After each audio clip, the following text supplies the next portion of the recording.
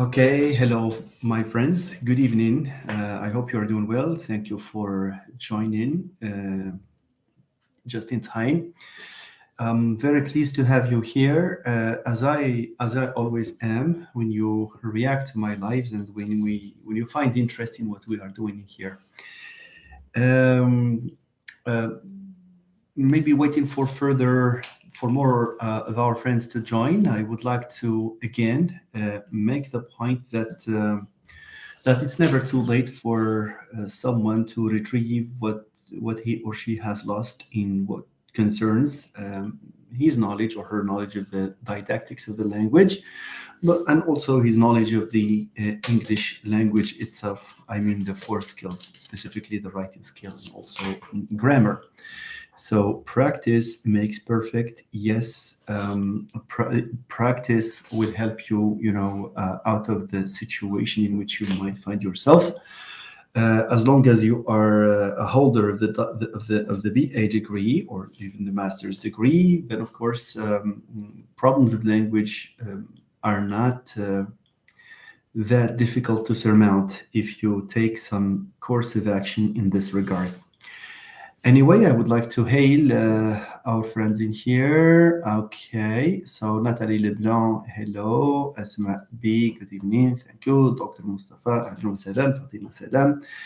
Good evening, Ibtisam Ouazzou. Thank you very much. Shihab Mustafa, hello. Shihab Mustafa, I hope you're doing well as your doctorate. So I wish you all the best. I hope we will see you a doctor very soon. Thank you very much. Athena, hello. I hope you're doing well. Good evening, Professor. Happy to join you live today. Thank you very much.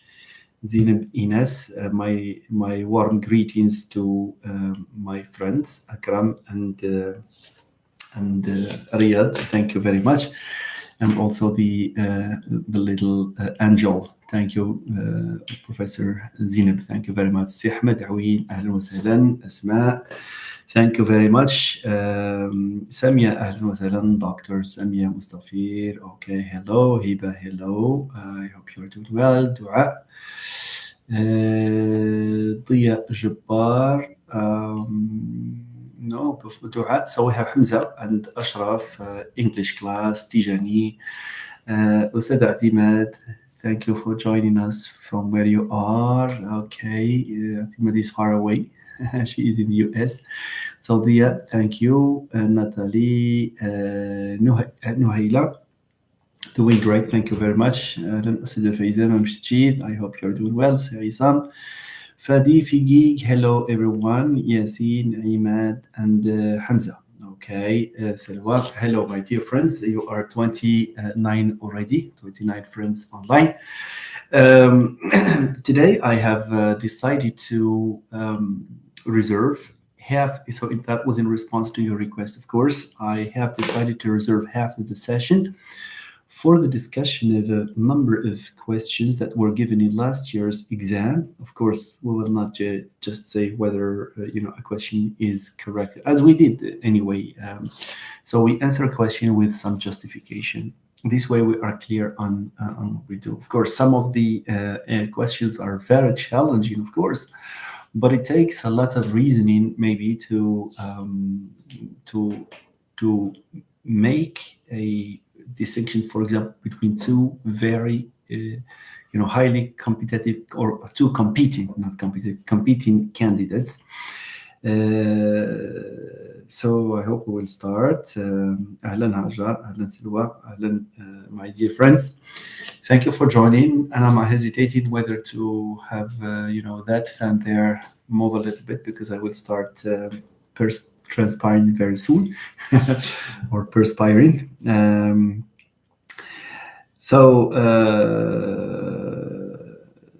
Good. I think we need to go right to the point. Let me just upload the first slide and we will see. Unless you have a preliminary question, to ask because some of our friends might need some time to join us. Yesterday, we spent 20 minutes discussing, those preliminaries before we started the discussion of the exam questions. So just in case you have a question you might want to ask ahead of time, then we can tackle it, waiting for more friends to join. For me, 29 is already, a good number. Those of you who have not hit the like button because they have forgotten, please do so, because I have 29 there, 29 individuals against 25 likes.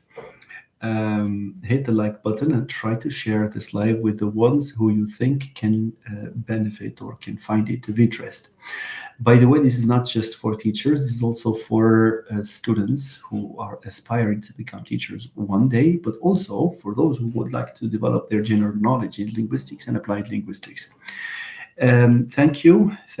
Yes, going for didactics after the exam would be great. Inshallah. All right, my dear friends. So maybe from yesterday, or if there is, if there is a residual question from yesterday, or if there is a question that relates to specifically, I would love to receive questions in this regard about an aspect of the English grammar. We can handle it to the best of our knowledge, of course, and then we will proceed. Now that we are 30 here, and now that there is no question, that will work as a preliminary to what we are going to do today, we will directly cut to the heart of the matter and upload the first slide or the first screenshot. Okay, screenshot. All right, very good. What am I doing in here? L'écran, c'est bien. Okay, wait a minute. There's something I need to do here, ladies and gentlemen. Okay, very nice. This one here. I need to, delete this. There is a little bit of a confusion in here. So it would be better to start from this one, I guess. Partager, et puis voilà. All right. So you have it there. There you go, my dear friends. Now, I think I need to magnify it a little bit. Magnify this. Very nice. And then do the uploading again so that it gets clear, so that it becomes clear. All right. Et voilà. So let's go ahead, please. And yeah, this is last year's exam. This is 2024. This is 2024, yes. Which means that the question questions are likely to be similar in this regard. So the question says, we have a space and we have is generally considered an implementation of the principles, of an underpinning, principles underpinning the adopted language instruction method. So are we talking about, are we talking here about a syllabus? Are we talking about a curriculum? Are we talking about a method, or are we talking about an approach? This, of course, necessitates the discussion of, or a little bit of a discussion in regard to these terms. So there is, of course, these terms exist in the form of a hierarchy. There is what we may refer to as an implicational hierarchy, the approach being the topmost layer, because an approach to language teaching would refer to or refers to, the underlying principles and the underlying assumptions about what language is and how it is learned. So the approach is what informs all the rest. We have different approaches, of course. These are also, rooted in the theoretical orientations that exist on language, of the nature of language, and the way language acquisition takes place. So this, of course, has underpinning or underlying. It means forming. Finding their basis in. So you say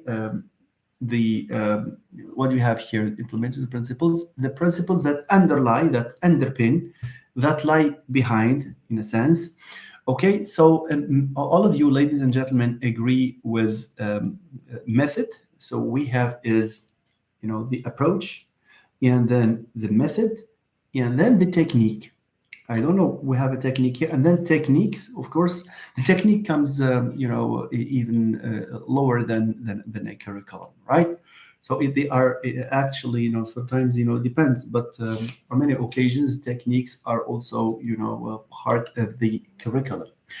Okay, it sees since a method is an implementation of an approach. I do agree with you, Hamza. That's very good. So approach, method, technique. This is what Professor or Dr. Mustafa, inshallah, c'est un lapsus révélateur. That's what they say. Okay, inshallah, very soon, Dr. Mustafa. So see, you agree. Yeah, we agree this. So yeah, strategy. Yeah, we can also have a strategy, but that's not generally listed as a component. At every, so when you take action, whatever action you take, there is some sort of strategy that you can implement. Especially, and teaching strategies would refer probably to something else. But we have this line, we have this hierarchy of approach.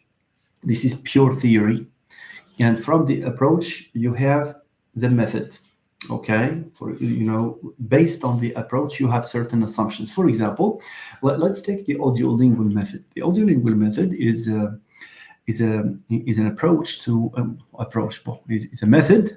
Otherwise it would not be called an audio-lingual method. It's a method that was used in language teaching at a certain point in time.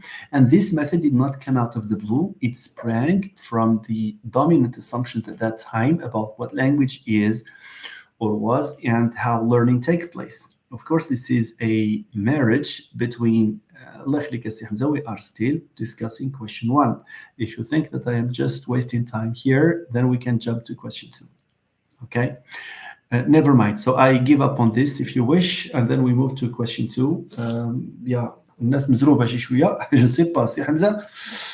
Anyway, so that was a good instantiation of how a method can be influenced by the approach. The audio-lingual method is based on repetitions, is based on question 2. All right, يلا. Hamza صاحبي, we have not finished question 1, my friend. On n'a pas fini la première question. There are people who may not know about these things, so it's good to inform them. Why are you jumping to question number 2 at the time when we have not finished?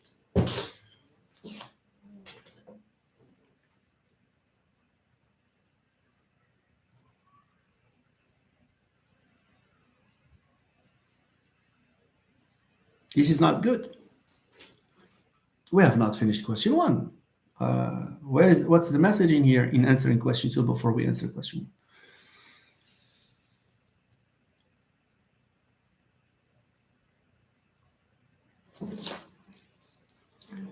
واخا سيدي يلا كي بغيتو غير نقول ويلا. Okay, very good. Okay, question 2. Within ALM standing for the audio-lingual method. ALM is the acronym for the audio-lingual methods. All right.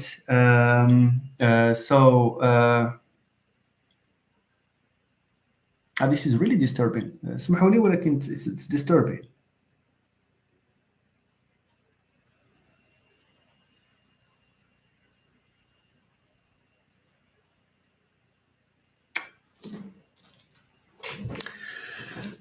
Okay, within the ALM learners' errors, within the ALM audio-lingual methods or method, learners' errors are viewed as, and then you have space.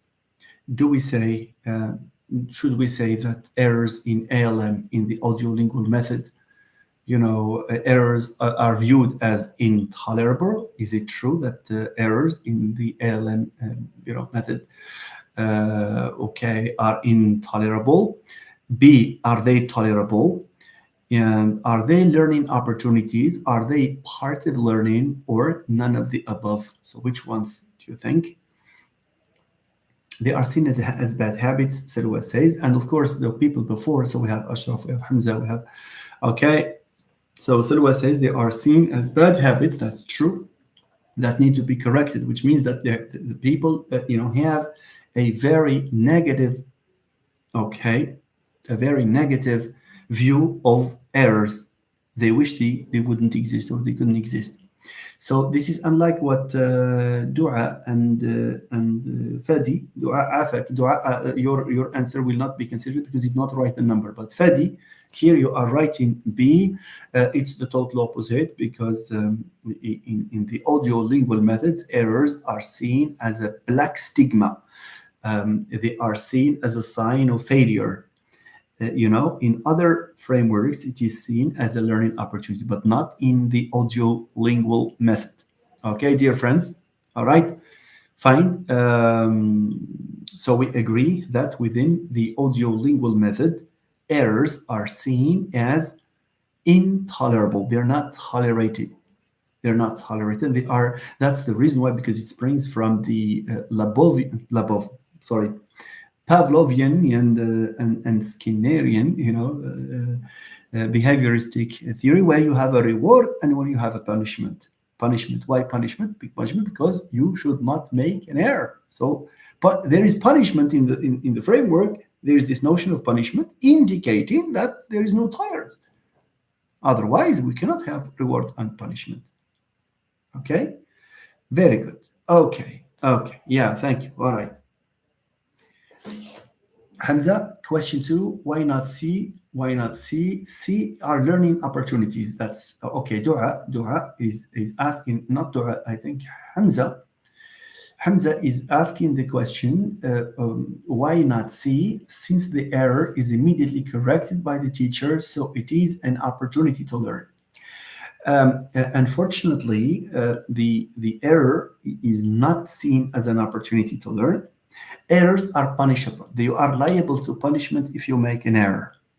And when you are corrected, it's more of a warning than a learning opportunity. When you are corrected in the audio-lingual method, it's one way of telling you that you are a slow learner, you are not a good learner, and that next time you should not make this mistake. Something like that. That's the mindset. That's the mindset. You see, and the notion of punishment is indication of this. That's one thing. The other argument, Hamza, the other argument is that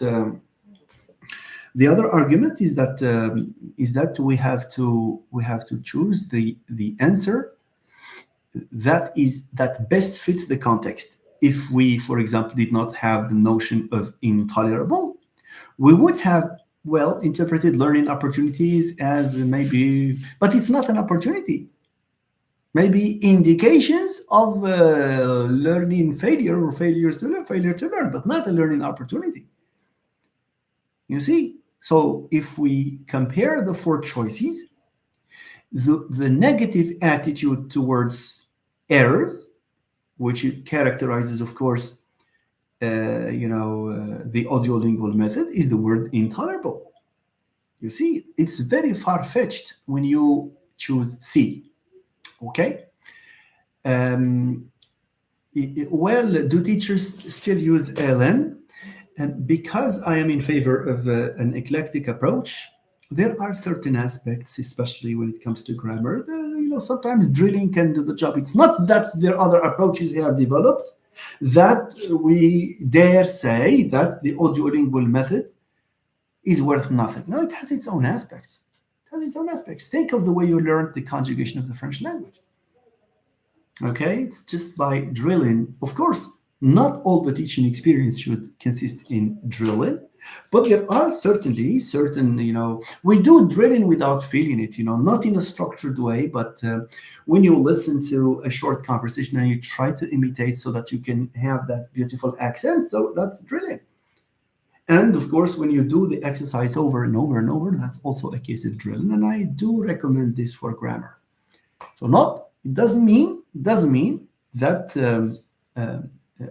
an approach that is an old approach, chronologically old, is worth nothing. No, there is always this.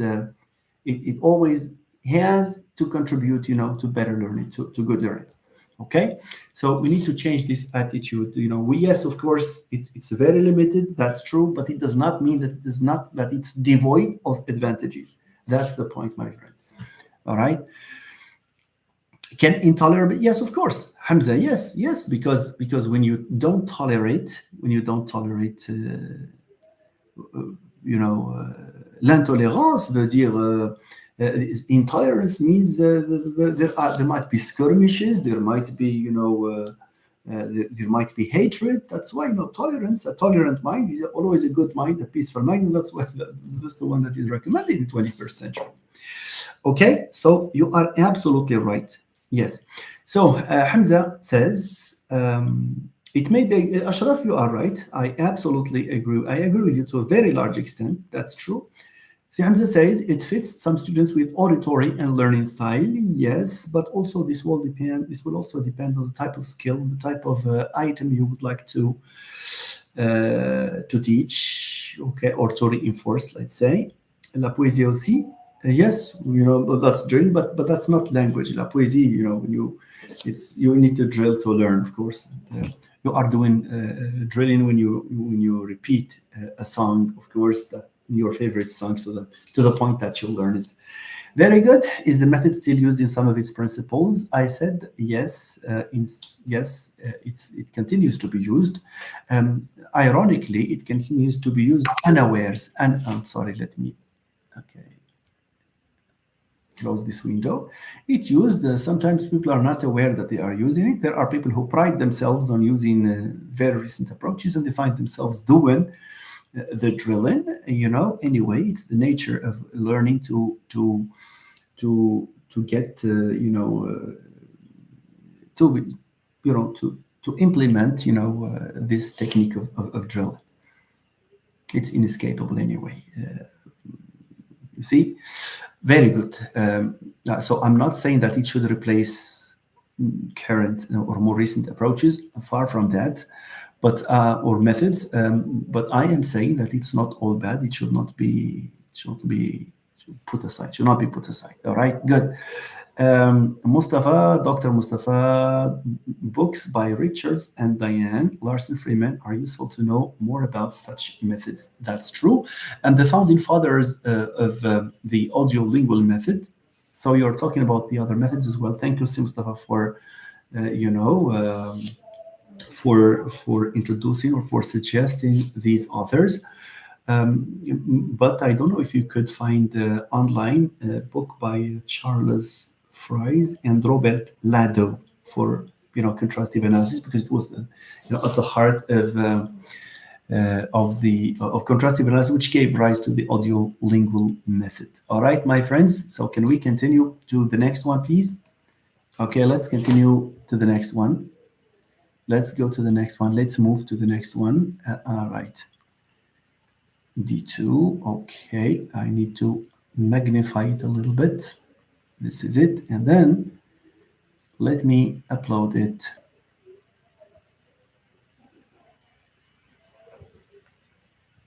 Very nice. Task-based instruction, or TBI, focuses primarily on, and then we have a space. Is it teaching through real-world activities, teaching English through unrelated content, teaching English through grammar and vocabulary, or teaching English through translation tasks?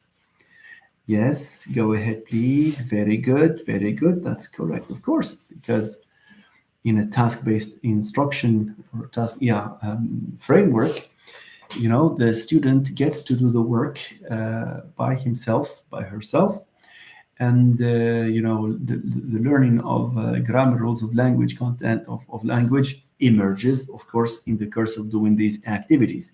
So it's teaching English through real world activities. None of the remaining questions or the main suggestions holds. So that's very nice. So Silhadi, ahlan wa sahlan. TBL is a method within communicative approach. That's true. That's true, of course. So you have an approach that views language as so that springs from Delheim's communicative competence, etc. And the best way of acquiring language, according to the proponents of communicative language teaching, or you see the communicative approach, you see is that you will learn better through interaction with people, through using the language, of course. And the best way of using language is to get involved in naturally occurring situations, which means A is the right choice, as you know. Mustafa says Dr. Illis is leading figure in task-based language, learning and teaching. Thank you, Mustafa, for shedding more light on this specific point. Very interesting. Thank you.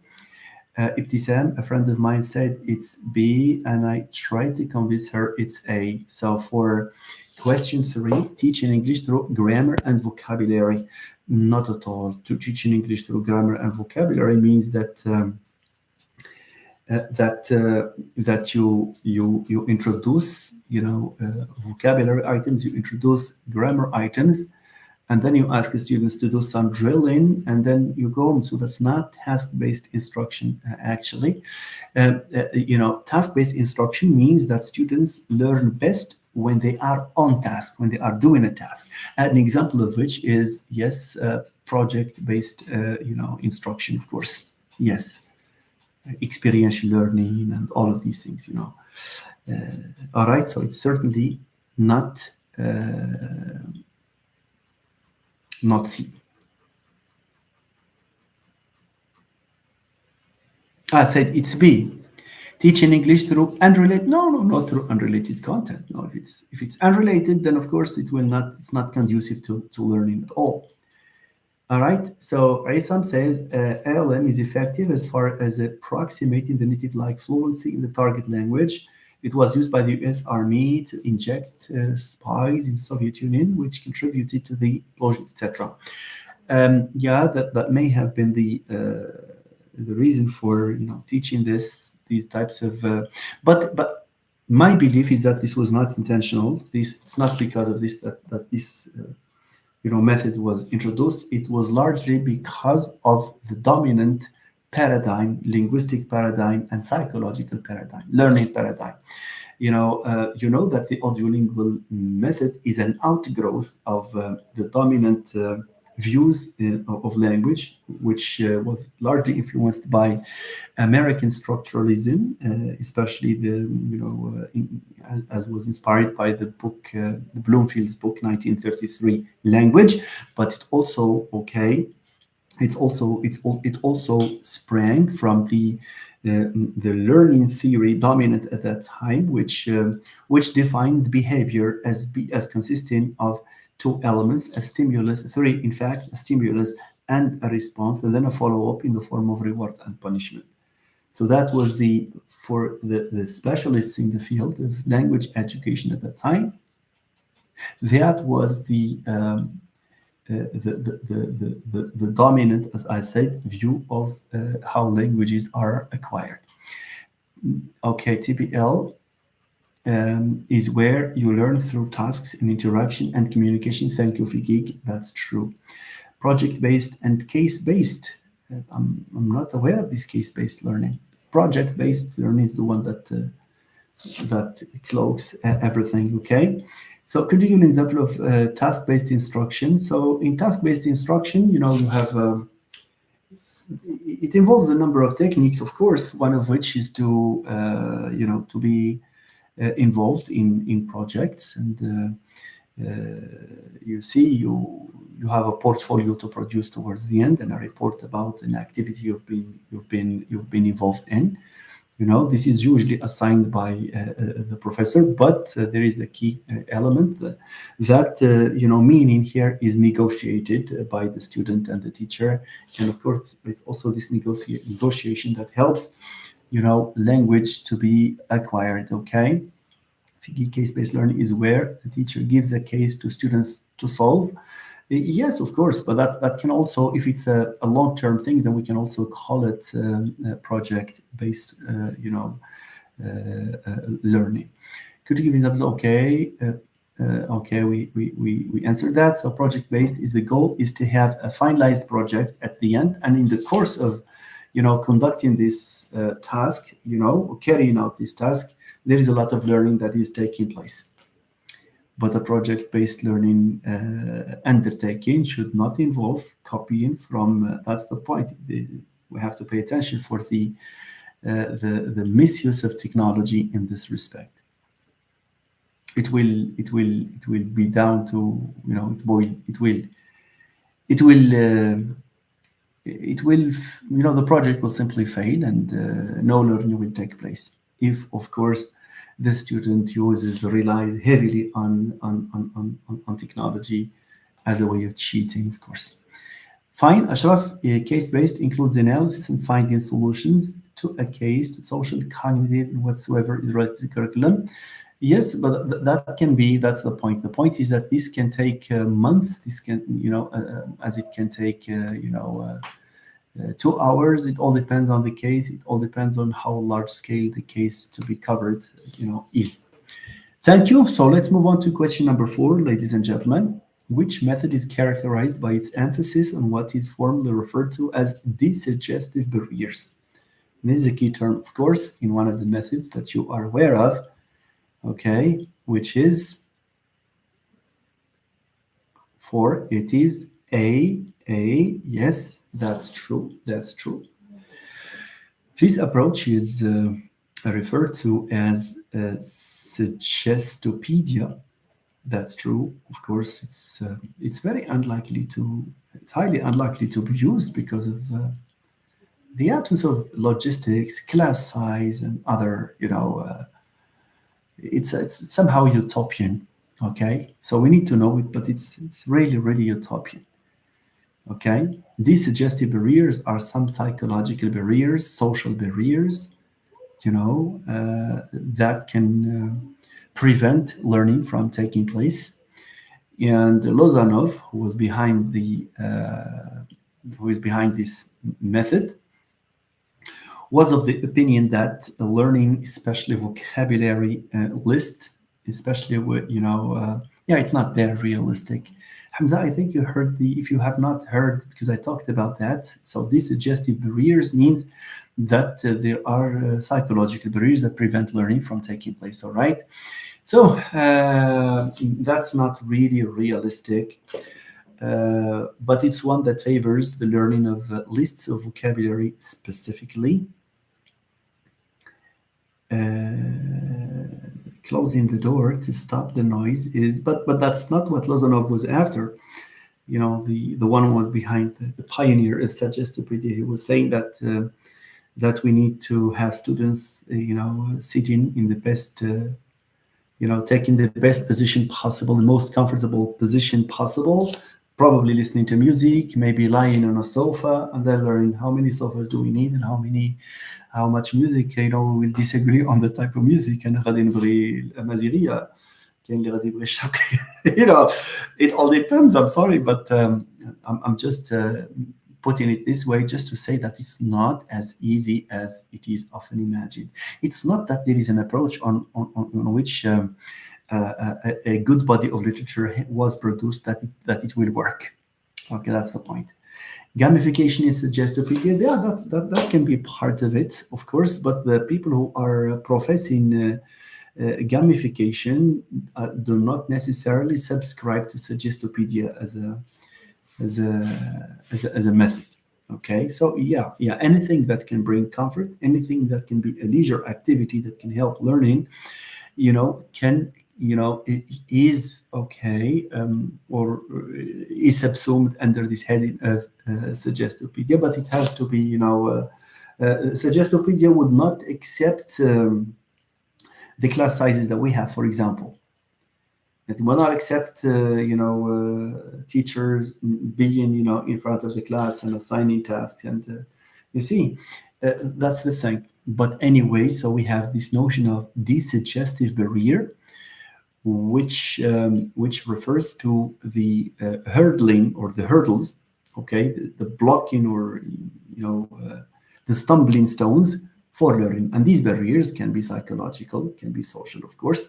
And these are treated through music, through lighting. Even the lighting is interesting in that. So the lighting should be dim enough, not not so bright, etc. So you have these things, all right? Suggestopedia can be combined with other data to achieve. Okay, in case, of course, the circumstances permit. In case the circumstances permit. In case you have you have a limited number of students, and in case of logistics that exist. Okay, logistics logistics are necessary in this. Anyway, let's move on, please. Suggestopedia is where students learn quickly by being made to feel relaxed, interested, and positive. That's the spirit of Suggestopedia, of course. Can listen to music while doing the exercise. This is allowed. Of course, this is allowed. Okay, nice. So can we move on to the next one, please? D3.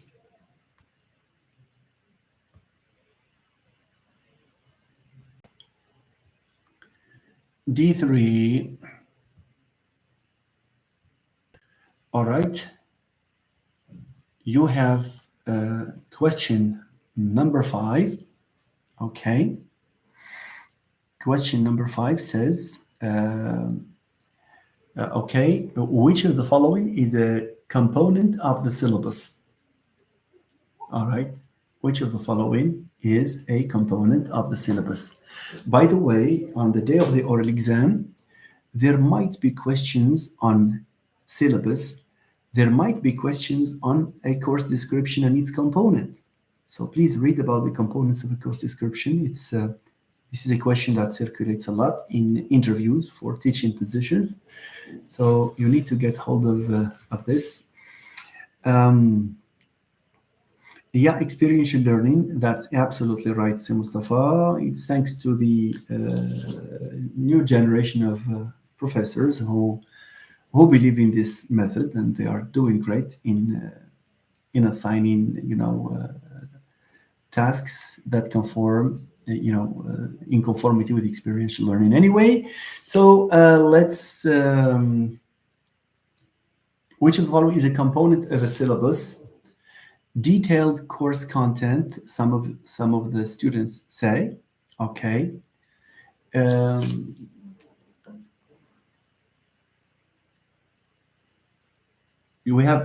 is some disagreement here. I have a different opinion about this. Okay. Remember that. So that's my belief. My belief is that detailed course content. The word "detailed" here is very interesting. What is a possible? What can we mean by detailed course content? Detailed course content means what? Does it mean just titles, or does it mean what you will do, for example, on session 1, session 2? You can divide the session into sub parts, etc. So we have to be careful, because normally we're not talking about the curriculum. We're not talking about the curriculum. A detailed course content is more of a lesson plan, Hamza says. Okay, Hamza is right. Detailed here is very important, and it's more likely to be part of the curriculum rather than part of the syllabus. Because when you give a syllabus to the students, when you provide them with a copy of the syllabus, you just so it may include weekly titles, week 1, week 2, week 3, week 4. That's what we do at university. Maybe so, or unit 1, unit 2, unit 3. Is that detailed? No. For example, you say week 1, unit 1, week 2, maybe unit 1, and then you have writing. Week 3, maybe you decide, for example, to spend 2 weeks on one single unit, or it all depends on the level. But it does not go beyond. It does not go beyond giving titles of what to cover. And the word detailed here is misleading.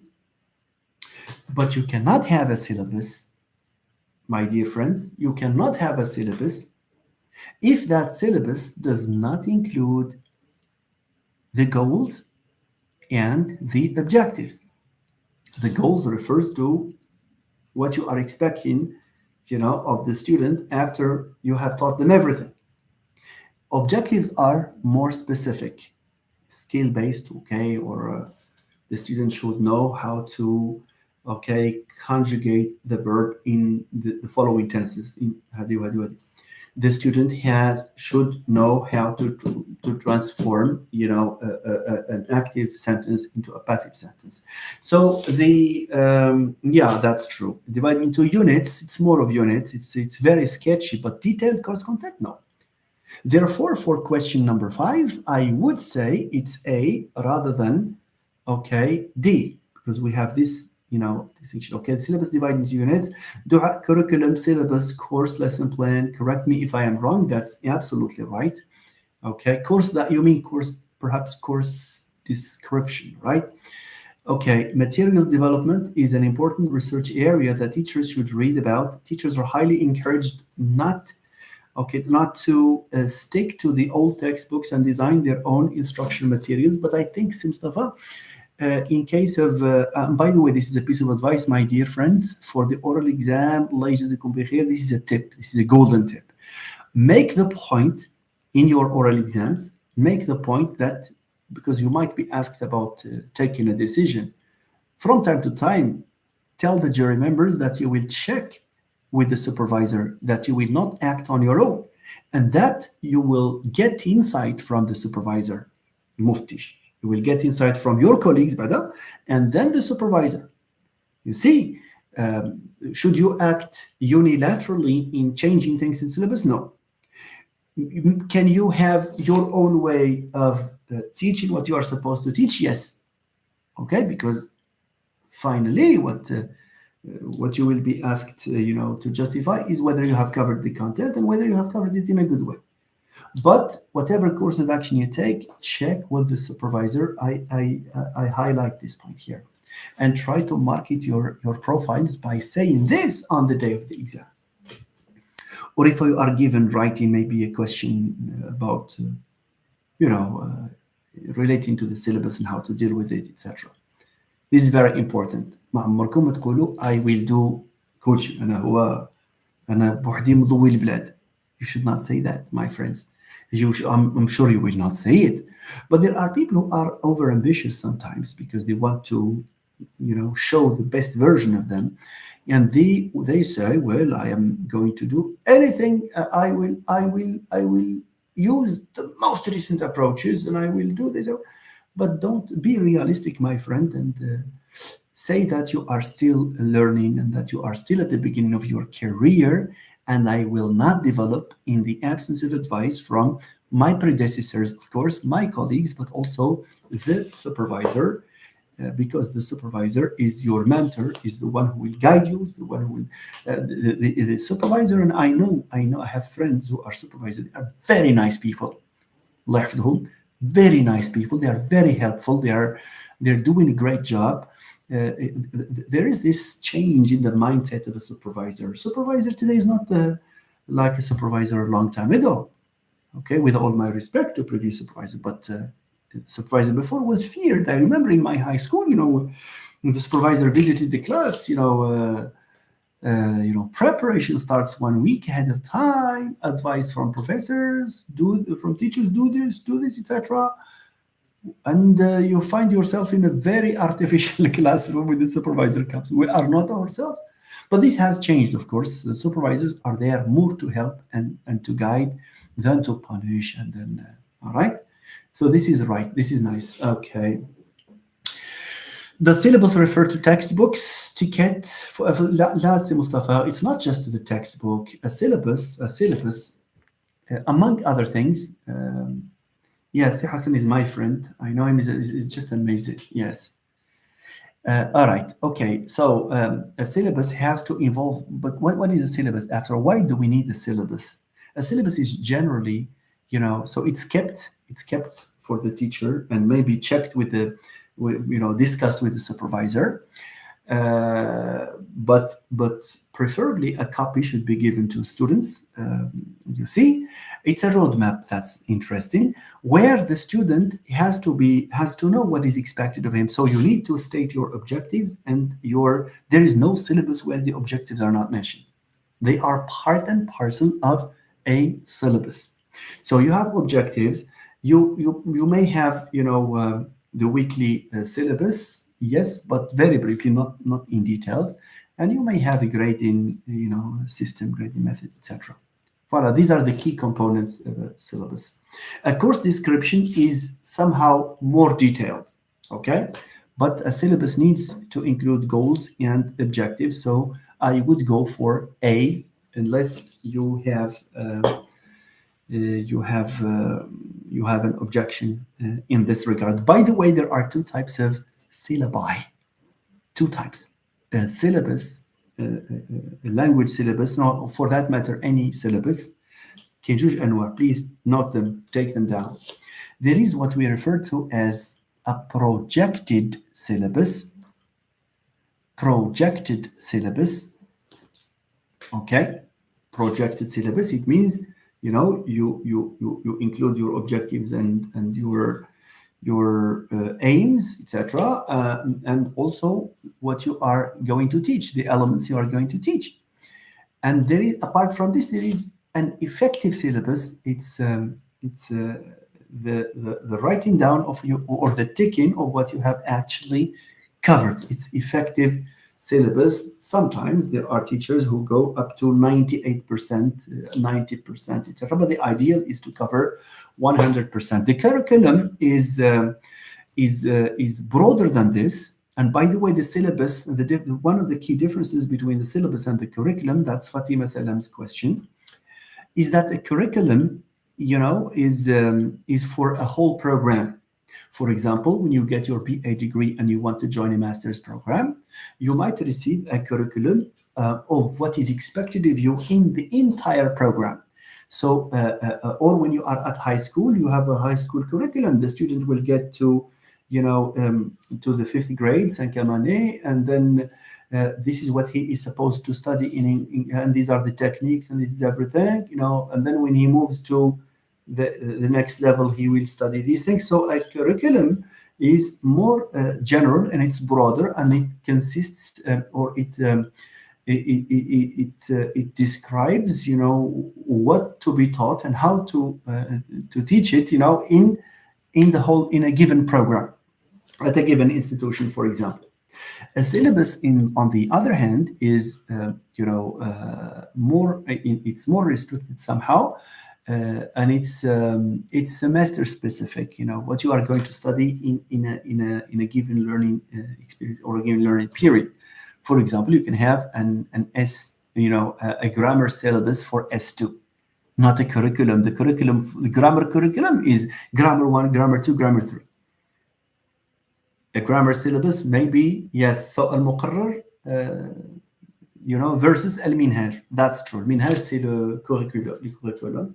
Al-muqarrar, although the terms are not really, there is some overlap in the Arabic translation. There are people who would, use them interchangeably, but al-minhaj huwa curriculum. Okay, very nice. All right. Good. Some supervisors, as Matt says, still have the mentality of the people of the Stone Age. Exception is 5.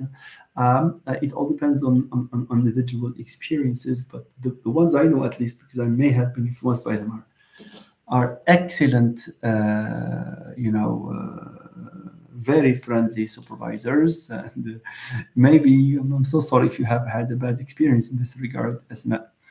Okay, my friends, can we... showing muscles is not a good thing.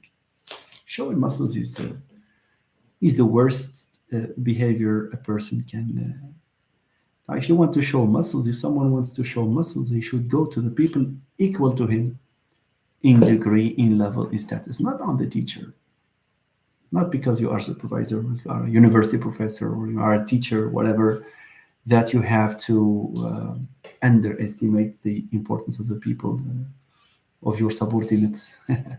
Okay. Where can we find detailed course content, please? Course content is usually in a curriculum, okay, where you have detailed course content, and also in a course description.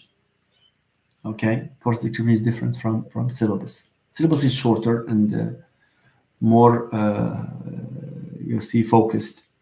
The greatest inspector, Prof. Mohammed Hasim, that's true. See, Hasim is just an amazing man, and he has given much to the ELT in Morocco. And there are a number of supervisors, inspectors, who will forever be remembered. Okay, thank you, my friends. Can we move on to the next question, please? Now, question 6, ladies and gentlemen, which among the approaches and methods below grant substantial emphasis to teacher-student interaction? أهلا سي سفيان. Which among the approaches and methods below grants substantial emphasis to teacher-student interaction?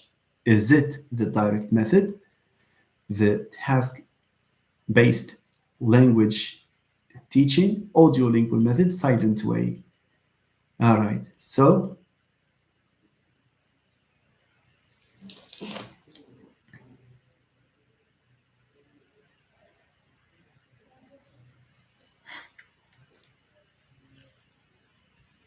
okay, what do you think?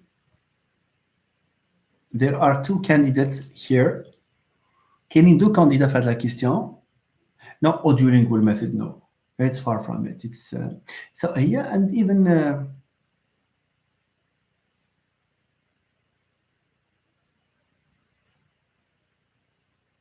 okay, nice. So I hope one of you will agree with me. I'm just speaking my mind here, by the way. It's just a spontaneous thing, and I have not chosen. I have not chosen A, and I have not chosen C. Okay, I have chosen B, and I have an argument for that. Because the direct method, of course, there is interaction. Okay, in the audio-lingual method, there is interaction. Yes, but the direct method is more teacher-centered. So the direct method involves more, instructions from the teacher, and So here they are saying teacher-student interaction. It means that there is some sort of negotiation, not orders from the teacher and execution by the student. That's what the direct method is. Of course, it's very confusing in this regard, but if we did not have B, A would be perfect. You see, but task-based language teaching wins here. Why? It's because there are sessions or meeting sessions with the professor. There is discussion through email, and there is not only teacher-student but also student-student interaction. So here interaction is more with the task-based language teaching, because when you ask a student to task-based is about tasks that may or may not be emphasized on the interaction line, because more on interaction, direct method. But my belief is that, say Ashraf, is that the direct method is, I'm afraid it's more teacher-led or teacher-oriented. That's the only, there is in task-based language teaching, there is this interaction between the student. It's the one that stands more chances for interaction. By interaction, I mean you are on task and then you negotiate, and but in direct method it's more of instructions and orders, let's say. Okay. Asma, let's finish this question, and then we you see, the direct method is teacher-led, even if it's more learner-centered. Silent way teacher is silent most of the time, no interaction there. احنا دابا عندنا A و B. Audio-lingual method, no way. Okay, because it's just drilling and there is no interaction. Interaction is best in the task-based teaching. I hope someone can enlighten us about this. That's to the best of my knowledge. So if you have another argument, then that would be good. Okay, so my intuition and what I know about these things is that in task-based language teaching, you are more likely to interact with student as a teacher. Okay, do you have any direct method? There is lots of interaction too. That's true, but in task-based interaction, there is also, you see, a lot of interaction. Well, yeah, the concepts are related. English class. Okay, very nice. So I'm just, you can. This is an opportunity for you to further. It's substantial rather than a direct method in ALN. What do you mean this? So in task-based approach, the audio-lingual method? No, but it's not interaction in the proper sense of the term. Anyway, so for this, I have to put it between brackets because I myself came work on task through interaction. Teacher is just a facilitator, but there is interaction. A facilitator, yeah, it's true. What is a facilitator? A facilitator is someone who can come to say that's interaction. So you are on task, you don't understand something, you go to the professor and you ask him, he answers you, he directs you. Okay, so isn't that interaction? Okay. Okay, that's true, Ashraf. That's true. So, but I will not force my choice. I say it's this. I do not, je ne détiens pas le savoir. I leave it to you. This is an opportunity for you to probably, as a community of my followers here, you need to sort it out. There is going to be some interaction, some negotiation. Let's come back to question 6, maybe on another occasion. But look at this. This is what I'm saying to you, loud and clear. Loud and clear. C and D are certainly not, to be considered because they are out easily. The direct method, task-based instruction, task-based language teaching. This is, these are the two candidates. My belief is that in a direct method, the teacher probably has more, exercises more power, more authority, more, you see, in the direct method, preventing them from using the mother tongue and so forth. In task-based learning, it's more flexible. You are on task, you negotiate with your professor, you interact, okay? Well, so I leave it to you. I say it's B. Some of you say it's A. Remember, I will not force it's B. It can be A for, if you could provide your own, arguments in this regard. أنا كنقول B. باسكو حتى واحد فيكم مكتب B هنايا. Nobody has written B, task-based language teaching.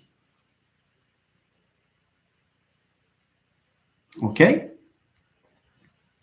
The direct method. Okay. The direct method is an approach. Task-based learning is student-centered method. It is student-centered method. But the direct method, it might be called student-centered method, but it's the teacher that takes the lead there. Yeah, that's true. Okay.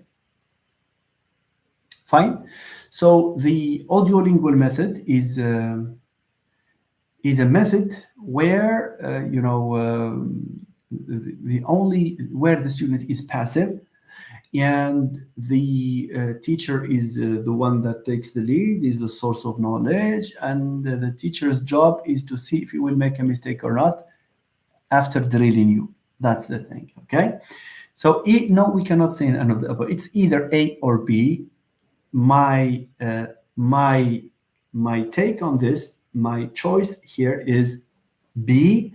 انا كنهضر مع الناس ديال الA اللي بغاو زعما اللي اختاروا الA. Maybe we need to take time to reflect on this, because I admit it's not easy to, because this substantial emphasis on, look at the word substantial and then emphasis. These are substantial emphasis on student. When you are on task, there is interaction, of course. Okay, student teacher interaction, or teacher student interaction. Please, let's leave this aside. We assume that question 6 has not been settled. We will bring up the issue maybe in tomorrow's live before we start the other exercises. This way, it's not good. The reason why I am saying this is that I'd rather say it this way than be firm, than tell you, well, I may be wrong. Maybe there is a likelihood that I am wrong. So I should not, because some of you can hear that it's B, and they will say, no, Amros Qalina, it's B, so it's B. And I'm saying this. I say it's B, but take this with a pinch of salt, as they say. Go and check. I say it's B. Those who say it's A, go and check. Maybe this is an opportunity for you and also for me to probably look for ways of arguing for either A or B. Agreed, ladies and gentlemen, or not?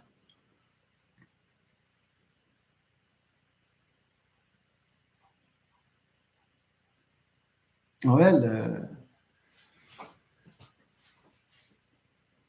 so let's just agree. Not everything that AI.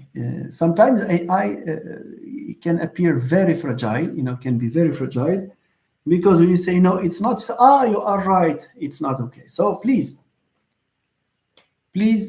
go ahead and do ChatGPT apart.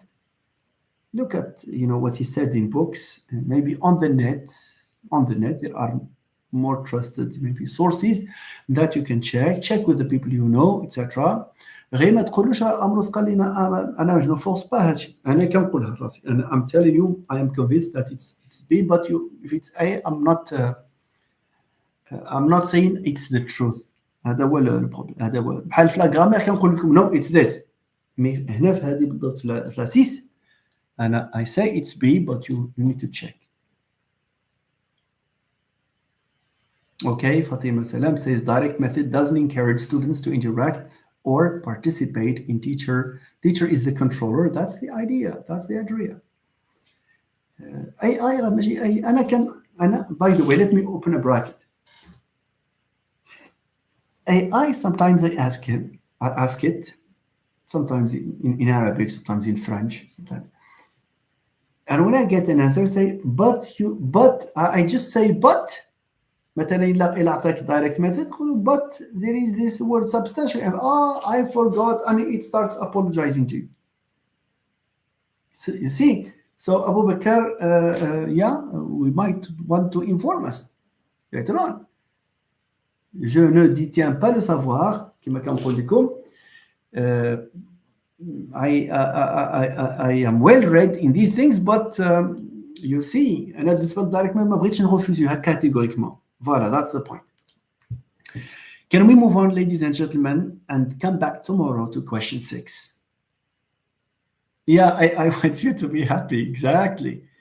All right. Yes, please, let's move on. Okay, it's this interaction that matters as much as the answers, of course. So let's move on to this one here. Let me upload it.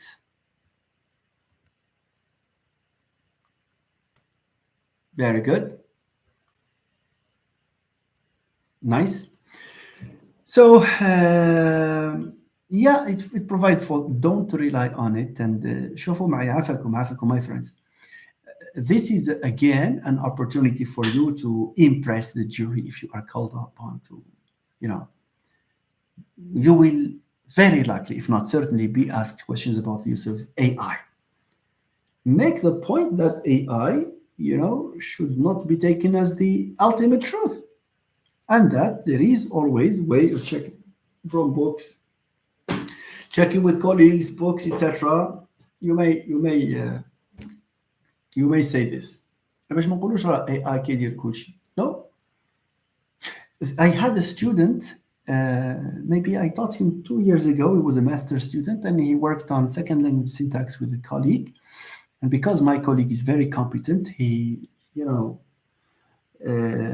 he supervised him, on a topic in second language syntax, but about an aspect which is very rarely researched because the supervisor, I say, is competent, the student is competent. So the two embarked on this. One of the problems that the student met were the references. You see, the NN compound, the acquisition of NN compound. He could find maybe 3 references, and he asked ChatGPT. You see, he asked ChatGPT for a reference for about the term first. He explained some of the explanation was accurate, and he asked him, and ChatGPT gave him a list of references, up to 10 or 12 references, with the keyword there in the title and the publication and everything. Somebody who is naive would take that as being the ultimate truth. But my friend asked him, where did you find those references? And ChatGPT answered, well, because they are rare, I made them up such that they look like, probable, possible references. We have to pay attention. We have to pay attention. That's pure fiction. Maybe in the future, it will develop, but we should not. Sometimes look at Dua. It sometimes gives you empty links. You see.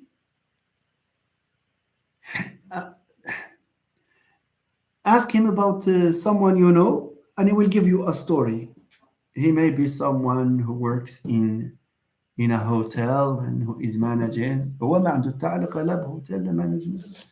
Yeah, that's true. So we have to be very careful. It's not that he says it's a direct method. Anyway, my friends, let's move on to question number 7. Question number 7. Prompt engineering. Even when you have a irrelevant prompt, that can possibly be an issue. Okay, so it refers to the practical and detailed application of principles and strategies designed to facilitate teaching and learning process. So so for question 7, it's a technique. So practical and detailed application of principles and strategies, that's true. Why not? Because some of you have chosen a method. A method is more general. When you look at this, practical, that's number 1, practical, and then we have detailed. Barakallahu fik Ashraf. I like that. So we have that's why I'm using my fingers to talk about practical and detailed. So that's a technique. It's a technique. A technique is a group of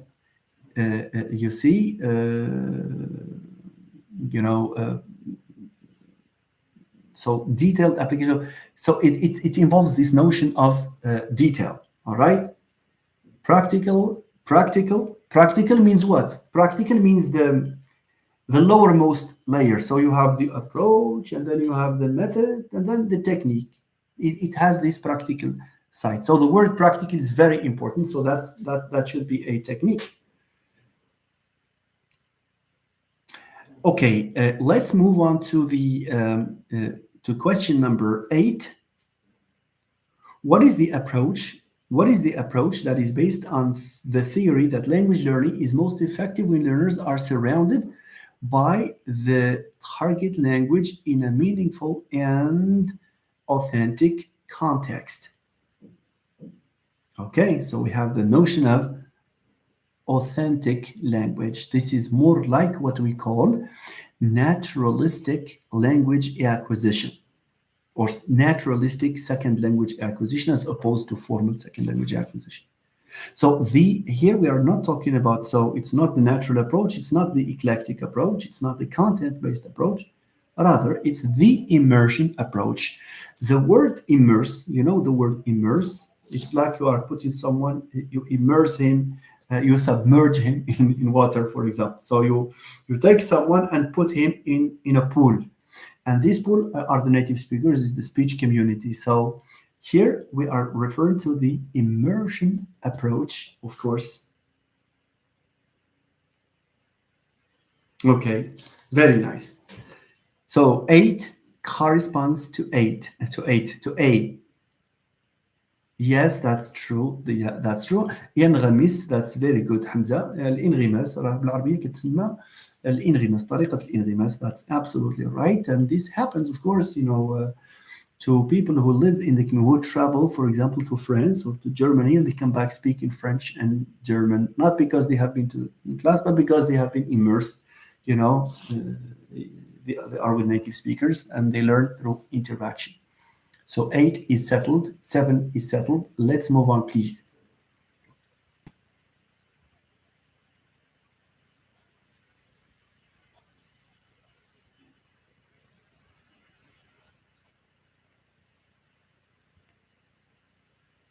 Okay.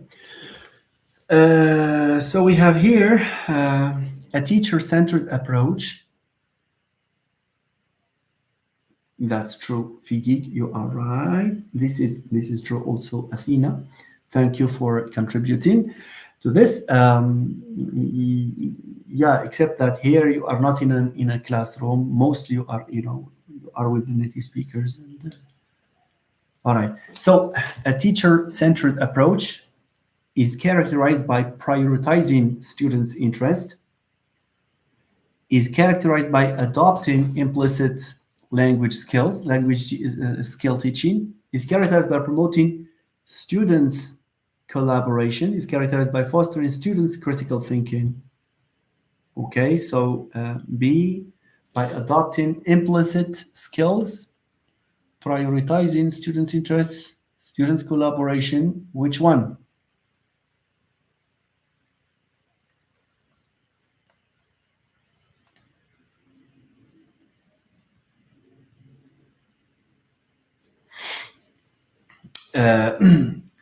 A teacher-centered approach.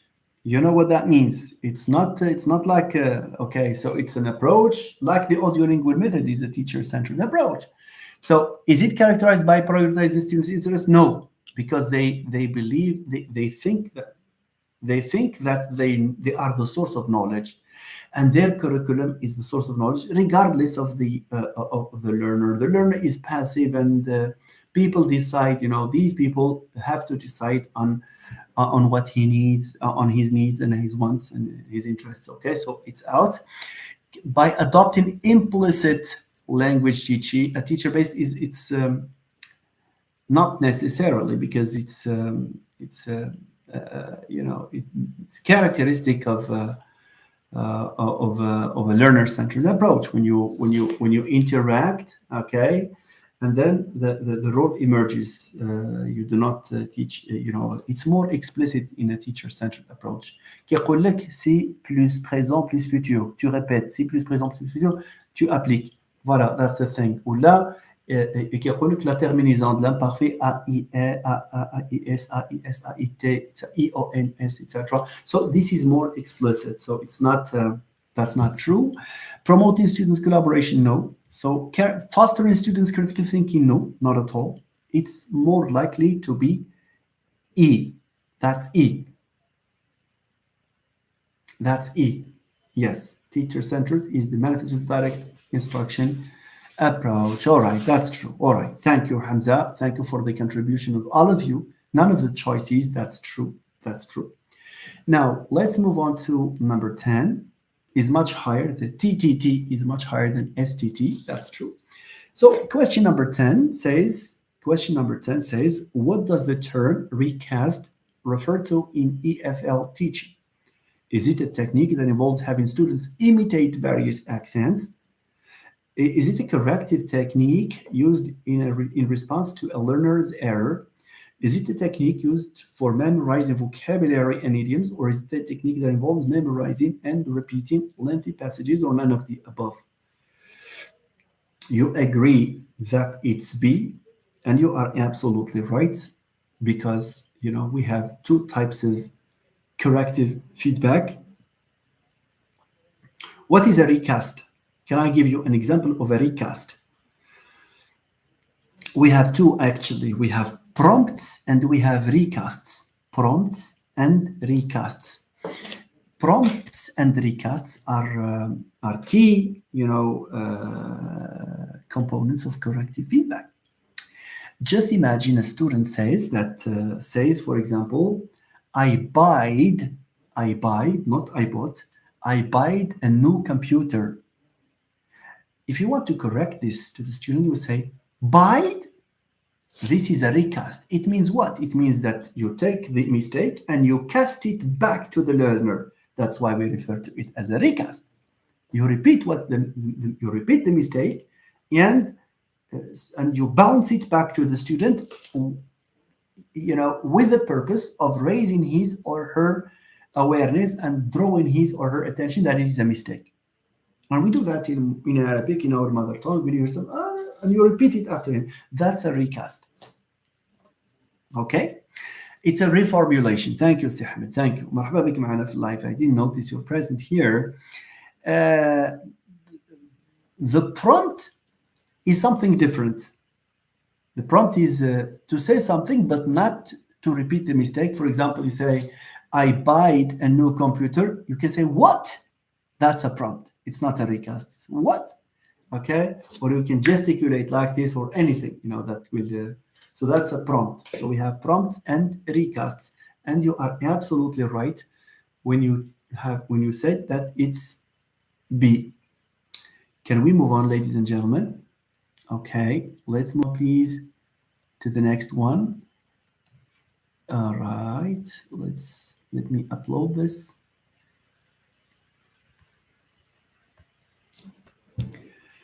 We have something here. Focuses on aligning educational practices with predetermined criteria and benchmarks, ensuring that students meet the established expectations. Very clear, I guess, here. Okay, so we have a space, and we have focuses on aligning education with predetermined criteria. Is that task-based language teaching, standards-based instruction, community language learning, or communicative language teaching? None of the above. B, absolutely. So, we have two answers. Let's for the other answers and see.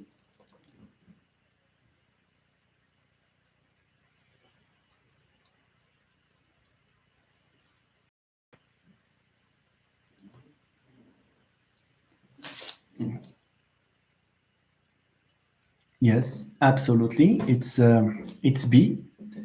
It's B. It's the standards-based instruction. Standards-based instruction.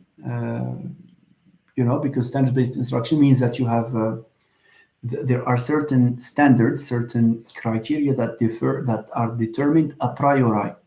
Okay, and then the student has to reach that level, has to align with the standard. This is standards-based instruction. I don't think that there is a problem in this regard. Now, can we move on to question number 12, please? So that we will start our language. Okay, the last sentence is the keyword here. Meet the established. Very good, Si Hamza. Absolutely. What is a benchmark? A benchmark is the comparison of your level with the required level. That's the benchmark. Okay, good. Number 12. Which among the learning theories below views learning as an active mental process that involves the acquisition, organization, and retrieval of information? All right. Ashraf and Selwa, very good. That's true. So that's cognitivism. Very good. That's E. None of the above. That's absolutely right. Thank you. That's nice. So all of you, it's cognitivism. Absolutely. Very good. I'm very happy that you are well prepared. Very good.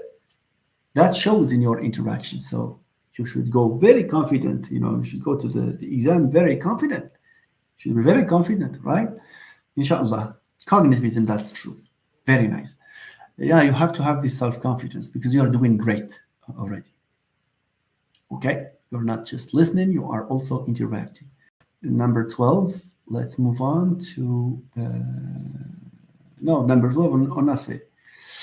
All right. Let's move on to this issue here, to this, we have a problem to solve here. Okay. I think I need to magnify it somehow, a little bit, somewhat, not somehow. Okay, I'm sorry. Very good. So I think I should do it this way. All right. Le partage et puis ندير هذه. Very good. Now.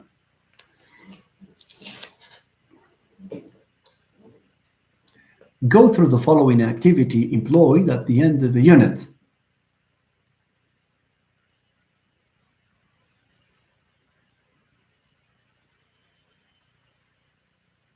Okay.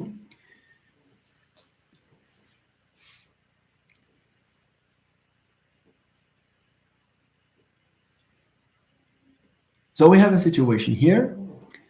Your class is collaborating with a partner school from a different country. The goal is to create a cultural exchange initiative that involves sharing traditions, customs, and language-related activities. Follow these steps. Identify common cultural elements. Brainstorm ideas for interactive language-based activities. Conduct research on other traditions and customs. Develop a detailed plan. Execute the collaboration with the partner school and reflect on the outcomes and discuss the experience with the partner school. All right, tell me.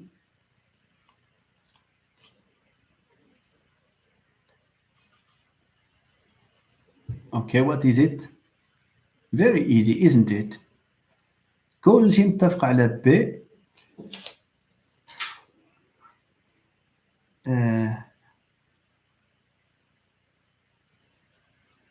discovery learning. What's the difference between discovery learning and project-based learning? But we will see our friends here. Okay, what our friends will have to say.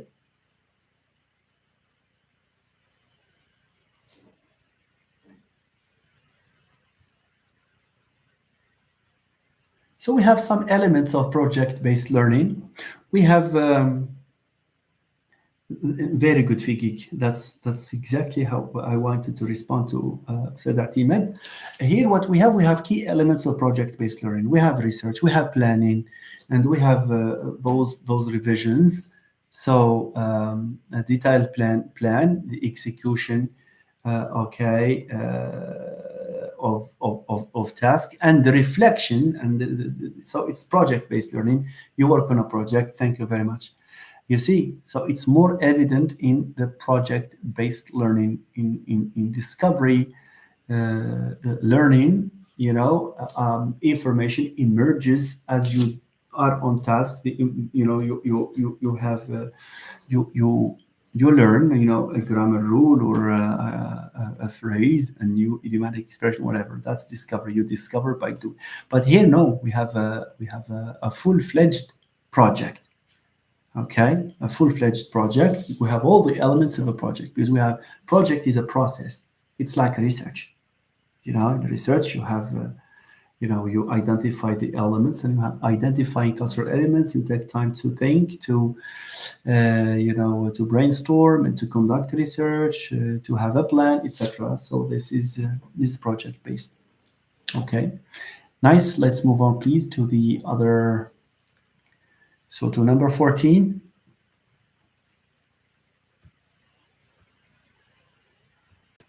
I feel a little bit tired today. I don't know why, but never mind.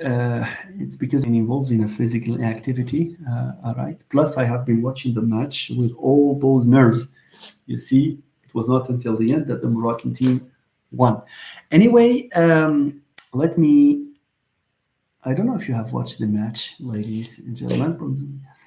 Work on to come up with a final work. Yeah, yes, this is what we have here, by the way. Okay, that's true. Okay, that was a compliment to what I have said. Now let's move on to question 14. Which of the following is not or does not describe learner-centered interaction? Tell me.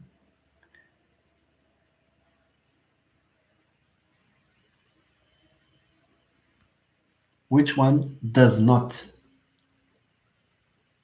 Mashi does not. The underlined not there. Okay, I am waiting.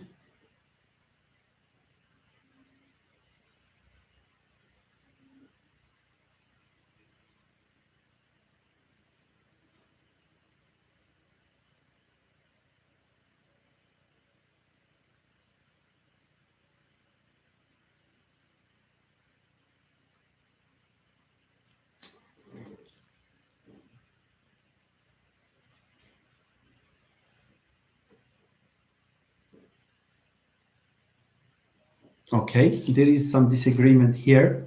I don't know whether to say fortunately or unfortunately. But anyway, let's do them one by one. Okay, if you geek, let's check this. We have an approach addressing learners' needs and preferences. This is at the heart of learner-centered instruction, yes or no? Now, for B, the instructional model whereby teachers' decisions, what are they made at? They are not made at teaching, they are made at learning. So does it conflict with learner-centered approach? Does what we have in B conflict with the learner-centered approach? All right.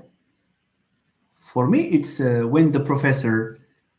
when the teacher thinks of the learning rather than of the teaching, that's learner-centered, not teaching-centered, because he did not say they are aimed at teaching, they are at teaching at the way of teaching. Okay, so this is still learner-centered. It does not conflict. An approach that prioritizes students' active engagement is learner-centered. But look at D. An approach prioritizing learners' successful absorption of content. What does this imply? Look at the word absorption. Absorption is very important. Absorption, now for absorption, no. For absorption of content, it means that the teacher, is there to observe the student, whether the student has absorbed the content or not, implying that he is teacher-centered, not learner-centered. You have a content, regardless of whether it's meaningful to the student or not, and you are waiting for the student to absorb that content. So I consider this not to be, prioritizing absorption is more teacher-centered and content-oriented or content-focused. So here the implication again is that there is emphasis on memorization. Okay, so absorption of content means that you have taught something and you are your way, and you are waiting for the student to absorb it, and you penalize them or you reward them. Anyway, so we have two candidates here, B and D, and D here wins. علاش؟ لأن لو كان قالوا لي في B an instructional model where the teacher's decisions are aimed at his teaching method ولا teaching، متفق معك بالحق. It's they are aimed at learning. You see, any teacher's decision that aims for learning is learner-centered. كاينه ولا ما كايناش؟ كاينه. Very good. I answered myself by myself. Let's move on to question number 15, ladies and gentlemen. The concept of intake in language. Thank you for the hearts. I saw that some of the hearts are climbing up here. Do that to to encourage this video, and I have to blame you by the way because very few of you came to write that comment. شوف شحال الوقت انا كنستعمل هنايا ماشي كنضيع، ما كنضيعش الوقت، لا لا لا، هذا ماشي ضياع الوقت، لا. I enjoy what I am doing. You see, and I am doing it pro bono publico. I don't know if you know this expression. To do something pro bono publico, that's English. Let me write it here. Pro bono publico. Pro bono publico. Right? Pro bono publico. That's what I'm doing here. Okay? But I'm not a behaviorist. I'm not expecting a reward. ولكن, you know. Thank you, Athena. Thank you. That's true. That's true. Okay. Yeah, for the good of the public. That's true. That's true. Hamza, I saw that. وها بالضبط علاش بقى فيا الحال صراحة. Because لو كان ما كتبتيش هذوك ال10 ديال الكومنتات غيبان داكشي هذا. كمان انا دابا عندي الوقت باش نسباندي معكم 2 heures et demie، وانتم ما عندكمش الوقت حتى تكتبوا لي ان بتي كومونتير. I consider this as disrespect. غتسمحوا لي بزاف. I consider this as disrespect. Voilà. And the people who think that I am getting money, you are wrong, my friends. بغيت نوريكم شحال عندي في هذا. راه شاك لايف كتجيني 0 شي سنتيم لي حاجه هكا وصافي. واخا كتشوفوا داك الاشارات راه عندك، راه لو كان عندي 500,000 فيو متفق معكم غتكون الفلوس غيكون هذا. شتي كاين هذا I'm not doing it for money. راه واحد النهار قالوا لي في هذا اليوتيوب كليك هير، كليكيت تما صافي دخل لي دوني ديالك لقيت الاشارات كيدوز. والناس صحاب ليهم زعما اللي بغى، انا كنقولها شتو الناس اللي كيبغيو الفلوس غيمشيو يقراو في البريفي صافي سالينا. وانتم عارفين هذا الشيء، وزيت لا جينيراسيون ديال اليوتيوب هذا. باش تدخل فلوس في اليوتيوب راه خص يكون عندك 500,000 ضرب مليون مشاهده، يمكن كاين الفلوس. ولكن انا عندي 400 في يومين وضربوا الحسن. الله يخليكم زعما it pains to see these things زعما صراحه it's not teacher like by the way. لان التيتشر هو اللي زعما كيقدر شويه المجهود وكي you know he respects this type of learning environment, etc. and he does something maybe to acknowledge maybe the effort that is being made. See, I was really disappointed صراحه صراحه ما عندكمش الوقت، ولا انتم صافي مطورين زعما هاد الناس اللي ما جاوش زعما مطورين لهاد الدرجه صافي they listened to and then they went and then وكان غير ما قلتهاش لكم حشموا بعدا حشموا غير حيت قلتها لكم. هذا غير هذه خصكم تحشموا عليه. and that's why I think very well الاخ اللي زعما الناس اللي كومونتاو، وهذا الاخ هذا اللي مشى كتب 10 times as a way of encouraging this. وبيان سور I don't really advise you to I will recommend 10 times because that will be, you know, that might be deleted by the algorithm because they will say it's done on purpose or something. Un petit commentaire ça va rien faire. You see, ça va rien faire. شحال كاع انا هضرت على الكالوريز، شحال من كالوري كاع. علاش زعما انتم زعما هادو اللي ما جاوش سمارت ياك نمشي نشوفوا. No, that's not good. That's not good. And I proudly say someone else would not spend his time with you just like this. Okay, never mind. I'll have to move on anyway. Anyway, سواء درتو لايك ما درتوش كومونتيتو ما قلتوش، انا ما كنعيش بهذه القناه ما كندخل بها الفلوس. سي راه I spent money كناخذ هذا الرينج لايتس كندير هذا ماشي مشكل. ما عنديش مشكل. Okay, and I invest in new devices, etc. But I enjoy what I'm doing. اسمحوا لي that's just between brackets, but it's not teacher-like, you know, not to recognize the effort. ماشي مع أمروس الدنيا هانية، ولكن شوف someone else يمكن in your professional life وهذا not acknowledge أنا غير كلاسيوكم. You have to acknowledge, say thank you where you can think, where you can say it. Acknowledge where you can acknowledge. Especially that you will not spend anything from your salary ولا شي حاجه هكا غيبقاو محبوبين، الناس غيحبوكم، الناس غيحترموكم الى اخره. You see, that's the thing. Okay, my friends, let's move on. So the concept of intake in language learning can refer to, is it the memorization of vocabulary? Thank you by the way for all these comments. الله يجازيكم بخير، الله يحفظكم لينا، والله الله يجيب لكم التيسير ان شاء الله في الخطوات اللي غتاخذوها في المستقبل فيما يخص teaching exam، والله يسر لكم في شي جوب اللي غتفرحكم وتفرح العائله ديالكم. That's what I want. I will be very happy to know that the overwhelming majority have got their job. Anyway, so the concept of intake in language learning refers to memorization. So intake, does it refer to the memorization, to explicit language instruction, internalized input, analysis of language patterns, none of the above? Tell me, please.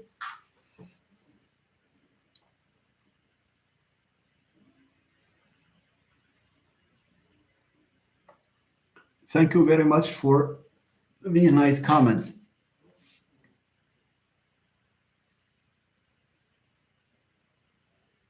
Okay. Nice. Okay, so here, most of you, except Ajid Fahm, have written it's C. Yeah, this concept needs to be known anyway. You know that there is this difference between input and intake. So what is input? Input is what you hear from the teacher. Just imagine you are in the classroom. And just imagine that for the first time, you hear, you know, something like, you hear something we talked about in grammar. You hear, by the time, okay, he arrived, by the time he arrived, okay, we had already finished dinner. By the time he arrived, we had already finished dinner.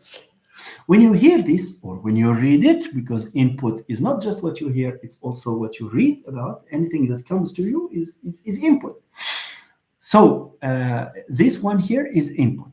We can talk about input here. Now, when you internalize it, for example, you go home and you remember that you have this structure by the time plus this simple past. You use past perfect to make it not internalized or intake. It becomes internalized, means it becomes an intake. So an input, part of the input, not all of it, by the way.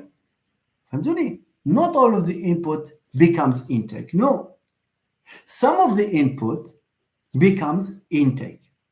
Proof of this is that you read a text with 20 new words, but you know, you do not remember all of the words at once. Maybe later on, after, you know, so you have maybe intake one, and then you go to read, you have another intake, etc.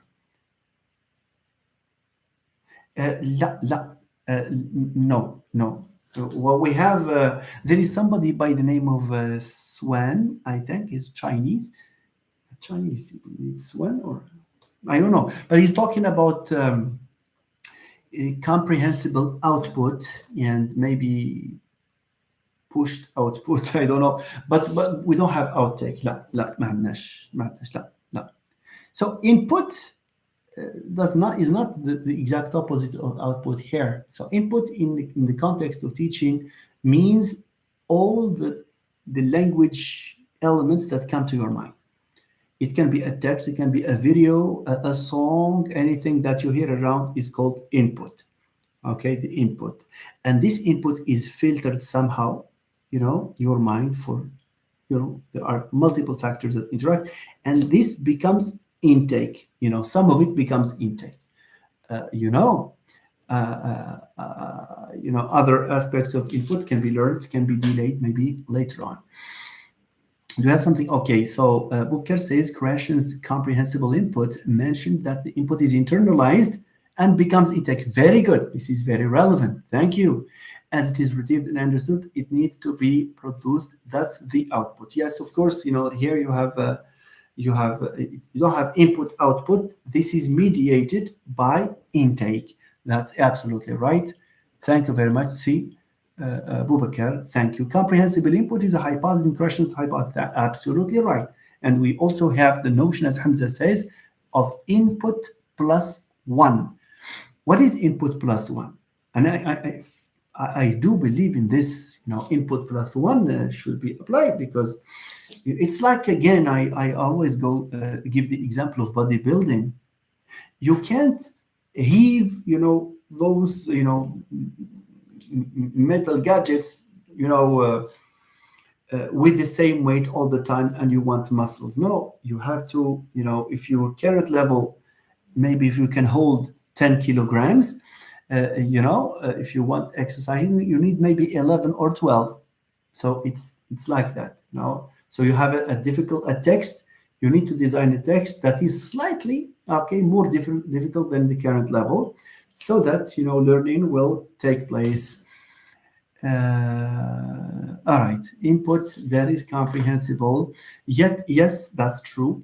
That is, it's somehow challenging to students. It's this challenge that will make you take action for better learning. Swain Abu Bakr said, talking about structured input and how to enhance it. Enhancement of input. Thank you. There is a lot of literature, of course. Absolutely, Sufyan. It's like the GDP, but the paradigms are different. Okay, one of them is reared in generativism. It's more of a cognitive type of, it's reared in cognitivism, generativism. But the other one is more in constructivism. But the concept is the same, because you have the zone of proximal development. If your zone is here, then you probably need to move to the other layer with the help of the more knowledgeable other. Thank you for the contribution to this very important discussion. Okay, now let's move on. Yeah, that's based on Vygotsky's or Vygotsky, two pronunciations are possible, socio-cultural theory, and also of Jean Piaget, but it was Vygotsky that proposed the GDP there. That's true, Bukar. So can we move on, ladies and gentlemen? Okay, let me go to, 8, 9.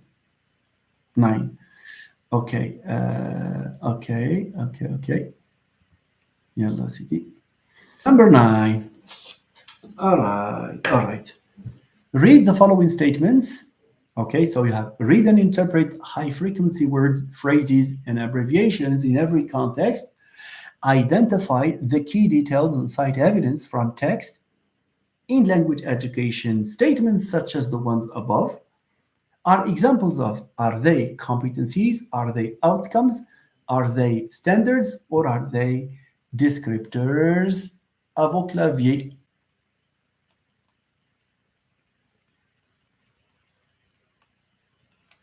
Yalla.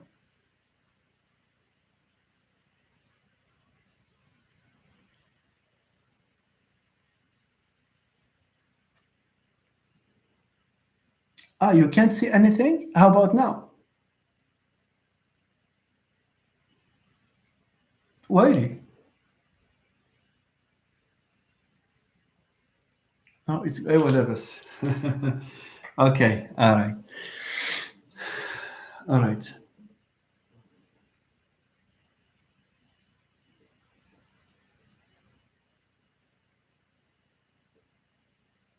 Okay, so tell me. Very good. واشهدوا competencies, outcomes, standards, descriptors. شنو هما؟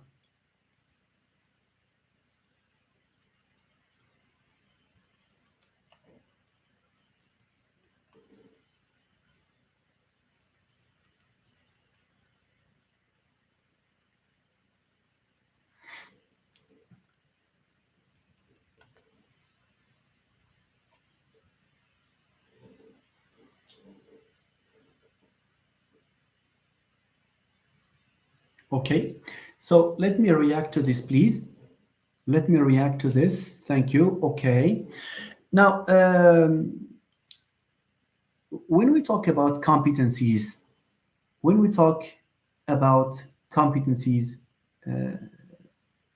ladies and gentlemen, competencies should come mostly in the form of one word, maybe two words. Okay, speaking competency, communicative competency, critical thinking competency, for example. You see, but not does not take the form of this. These are just these are exponents of competencies and standards. When you write them, these are in observable behaviors. These are descriptions of observable behaviors. Read and interpret. This is a detail, yes or no? And it's a description, of vocabulary learning. And you see, read and interpret high frequency words, phrases, and abbreviations in everyday context. So this one here is not a competency. The competency is maybe reading, okay? Reading, or vocabulary understanding. But what you have here is a description. It's read and interpret. Same thing for identify the key details and cite evidence from the text.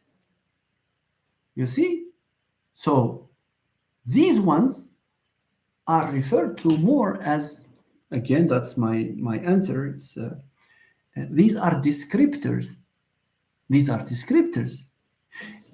Chaque competency or standard, it has sub-elements. And these sub-elements are called descriptors. They usually take the form of long sentences that provide detailed description. Okay? So, for competencies are broader abilities or sets of skills. Okay? That's a competency. Speaking, is a competency, communication is a competency, etc. These are broader. And they usually take, in the form of individual words, 2 words maximum. The outcomes is what is expected of you after you have been taught. Okay? Nice. So these are the outcomes. That's the result or the goal of learning. Okay? The standard refers to the overarching expectation, refers to the standard, to the benchmark. Okay? Students should mastery of this, the mastery of grammar, the mastery of vocabulary, etc. Maybe you have a word list, for example, the students should know the word list, etc. But here you have activities that students should do to describe, a given competence. So that's why we refer to descriptors, and descriptors are keywords here. Yes, we have descriptors. Descriptors are a way of breaking down the standards or competencies into the elements that are observable and that are that are detailed enough. Okay, donc Ken had the term descriptor. It's well known in language education. Okay, these are called descriptors. Okay, nice. So are you convinced of D, descriptors, or not?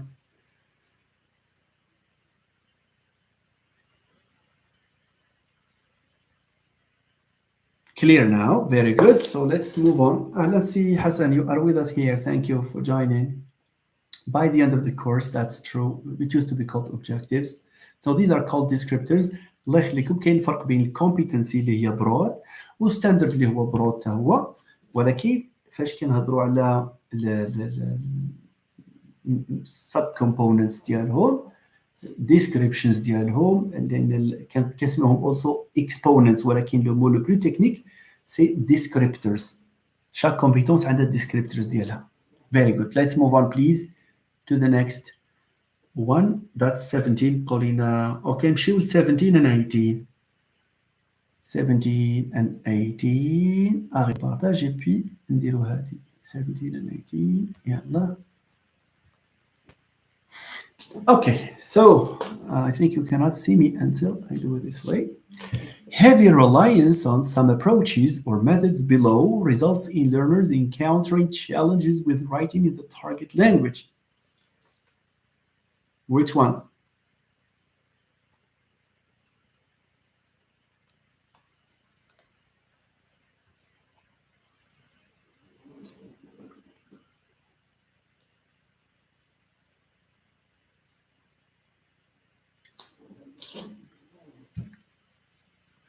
And then you have, which of the this is very important. Which of the following does not incur such a challenge? Audio-lingual method, we know it. The direct method emphasizes oral communication and pronunciation, as does to some extent the audio-lingual method. The silent way, you know it. Silent way is, does not emphasize writing. So what we have is C, and there is agreement that it's C. It's the task-based teaching, because whatever there is, even sometimes in an oral communication activity, in a task-based approach, you have to write, and in doing so, you are also developing the writing skill. So I think this is clear here, ladies and gentlemen. So it's a task-based language teaching. Thank you, Hamza. Thank you, Hamza. Hamza, it's very interesting to read instructions. الله يخليكم. راه شي واحد الفرند هنايا قالها قبل وحتى البارح، راه شفتو في مالتيبل تشويس، راه مثلا كاين واحد تشويس دي hidden behind my picture here the video، والناس بدات كتجاوب. لا يا اخي، واخا انت even if you are sure اقرا لي انا خويا هادو كاملين عاد جاوب. You never know, because these are things that are done on purpose sometimes. Not to fail you, but to test your knowledge. بنية حسنة. اوكي، باش نعرفك انت tu competent، خصك تقراهم كاملين واختار لي. اوكي. You have to reread it again. So heavy reliance on some approaches, if you rely heavily on some of the approaches to language teaching, results in the neglect of the written skill. But one of these approaches that are listed here does not prevent you from learning writing.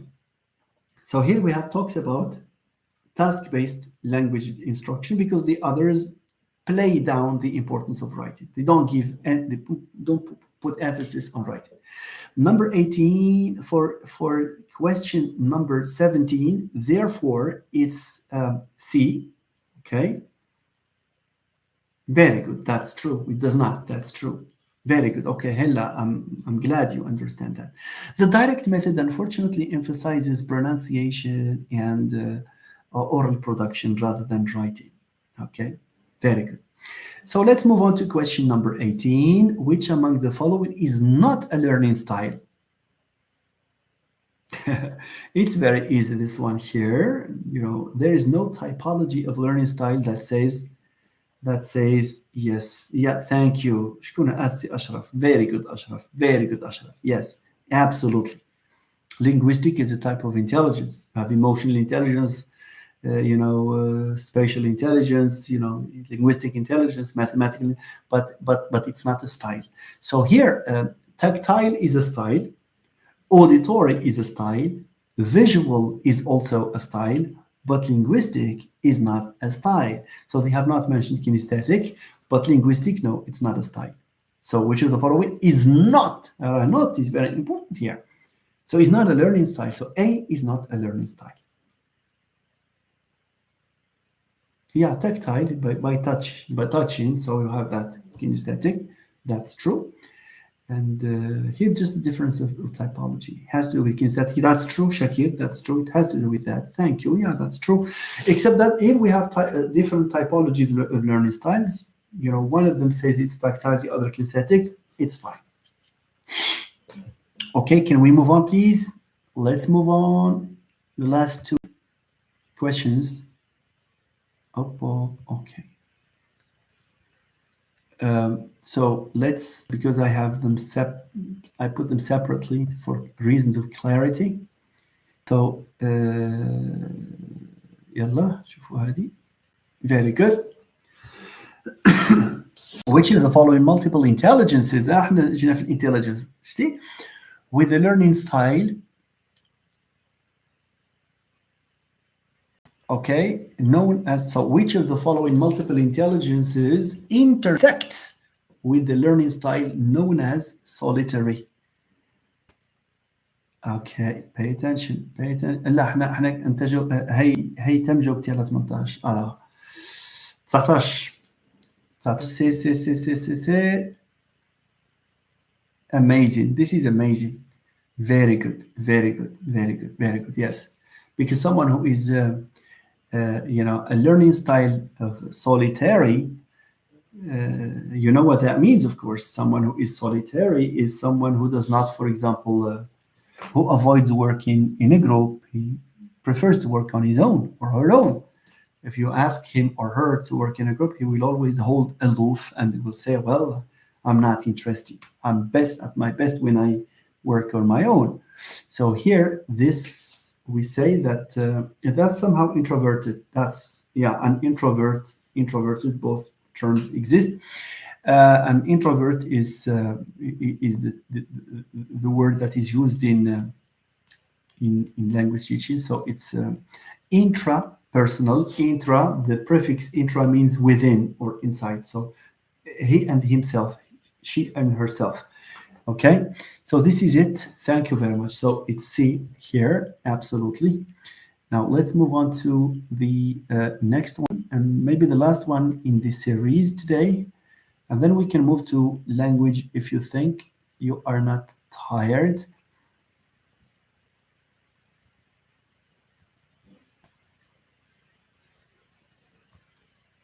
Okay. Mrs. Ben Ali, a NEFL teacher, provides differentiated instruction to her learners to accommodate their diverse needs. What is not a key aspect of this instructional approach? Okay. Is it adapting content, process, and product, offering various learning experiences, providing varied learning resources, or maintaining a uniform learning environment, or E, none of the above? Tell me, please.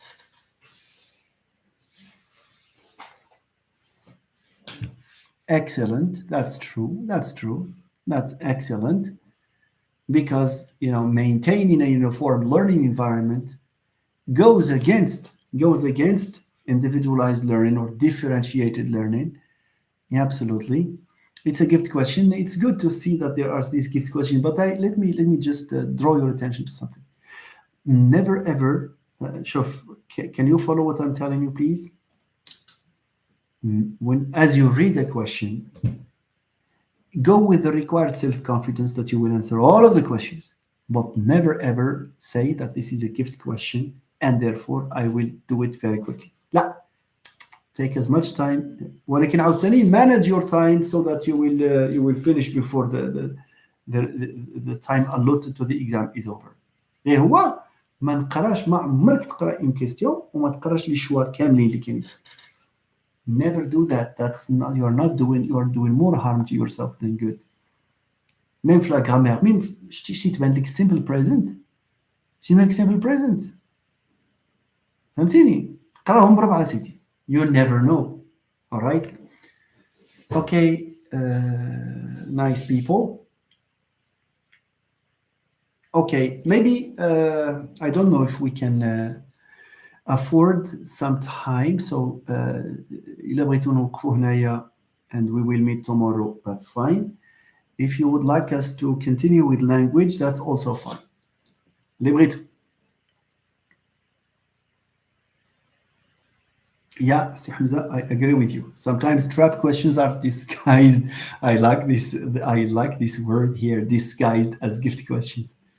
You are good at expressing yourself. All right, Figik says we stop here, preferably tomorrow, inshallah. Okay. Yeah, very good. At least 3 people say that. I am also very tired and and somehow disappointed Maji at you, in some of you, not in many of you, because only some came to say thank you on the live, and this is not teacher-like.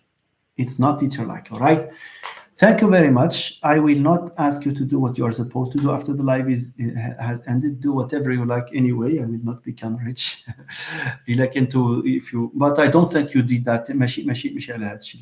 I'm just joking when I say this. I know that you are tired, you are hungry, you rush to bed. Okay, but anyway, I leave you to your own devices. مرحبا بكم. Did you like this session or not? I need some comments there. عجبتكم لا سيونس ولا ما عجبتكمش؟ Thank you. بارك الله فيكم. Say yes if you like it. The more yeses I have. والو وقيلا والو ما عجبتهمش. Happy gig, yes. You can also ask questions so you can answer next sessions. Allah, perfect. Thank you, Suleimani. Thank you. All right. صافي طمأنتوني دابا.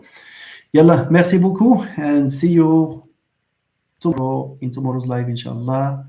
I wish you all the best.